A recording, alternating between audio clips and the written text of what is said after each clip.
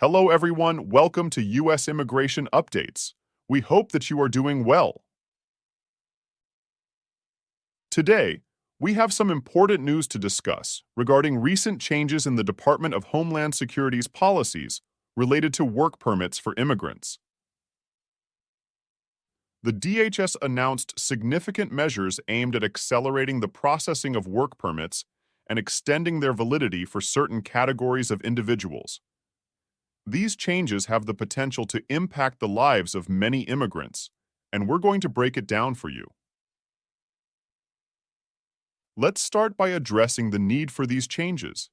In recent months, there have been increasing calls for the Biden administration to take action and provide work permits to newcomers.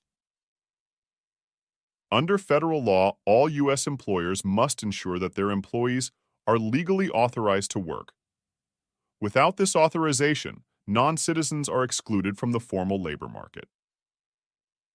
New York City Mayor Eric Adams, in particular, has been vocal about the need to speed up work authorizations, especially for the nearly 60,000 migrants in his city's shelters.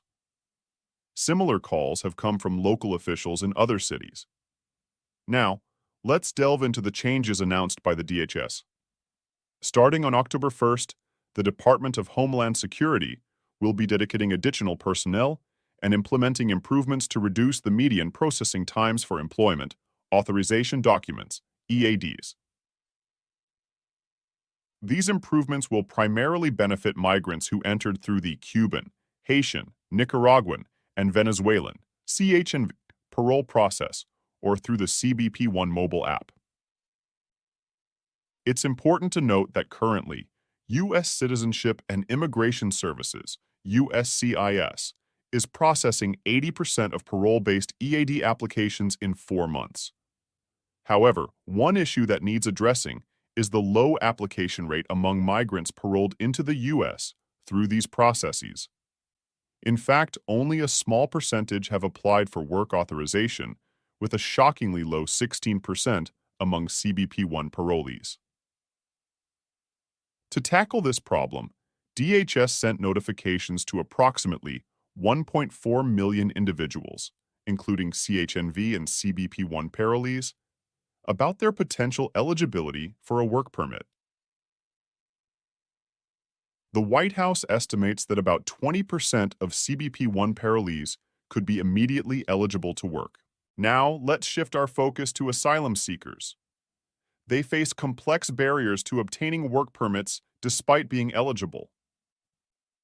A 1996 law requires them to wait at least 180 days after filing for asylum to receive a work permit, and DHS regulations add another 150 days to that waiting period.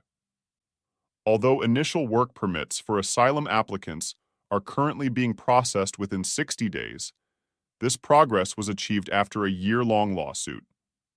Without ongoing pressure or additional resources from Congress, it's uncertain how DHS will handle these work authorization challenges. Adding to the backlog, the Biden administration recently announced the redesignation of temporary protected status, TPS, for nearly 472,000 Venezuelans. These individuals, like other TPS holders, rely on USCIS processing capacity to work. As part of their announcement, DHS mentioned extending the validity period for EADs from 2 years to 5 years for specific groups, with the goal of reducing the need for frequent renewals. Now, with all these changes and potential benefits, one question remains: how will the federal government accelerate the processing of all these applications? The Citizenship and Immigration Services Ombudsman noted that without additional funding and capacity, advancements in one area may cause regression in others. One tool the Biden administration has been silent on is the temporary final rule, set to expire on October 26, 2023, which could help alleviate pressure on USCIS. In conclusion, the recent measures announced by the Biden administration have the potential to positively impact work permit waiting periods for immigrants. However, the road ahead is still filled with challenges. To completely eliminate processing backlogs at USCIS, Congress may need to step in with significant and recurring funding. We'll continue to monitor this situation and keep you updated on any developments. If you found this information valuable, please give this video a thumbs up and consider subscribing for more immigration-related news and updates.